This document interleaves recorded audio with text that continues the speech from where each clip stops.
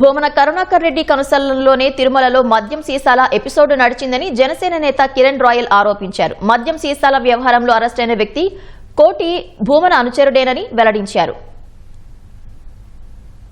తిరుమల తిరుపతి దేవస్థానం ఈ కూటమి ప్రభుత్వం వచ్చిన తర్వాత మేము ఎలా పరిపాలిస్తామో రాష్ట్ర ప్రజలకి, హిందూ మతం గౌరవించే ప్రతి ఒక్కరికి, వెంకటేశ్వర స్వామి భక్తులందరూ కూడా తెలుసు. గత సంవత్సరం వైకుంఠ ఏకాదశి కాడి నుంచి నిన్నటి వరకు మద్యం సీసాల వరకు మొత్తం ఒక్కొక్కటిగా బయటపడుతూ వస్తుంది. అన్నిటికి కారణం వైసీపీ చెప్పి అనేక సార్లు చెప్పాం. వైఎస్ఆర్ కాంగ్రెస్ పార్టీ సంబంధించిన నాయకులు, తిరుపతిలో ఉన్న మాజీ చైర్మన్ కరుణాకర్ రెడ్డి గారి అనుచరులు, వై సుబ్బారెడ్డి అనుచరులు చెప్పి గతంలో చెప్పినా కూడా వాళ్ళు కాదు, లేదు మేము కూడా వెంకటేశ్వర భక్తులమే, హిందూ మతాన్ని మేము తప్ప ఎవరు కాపాడరు, హిందూ సామ్రాజ్యానికి రారాజు జగన్ అని చెప్పి మాట్లాడతారు. తిరుమలలో మద్యం బాటలు ఇళ్ల పనే.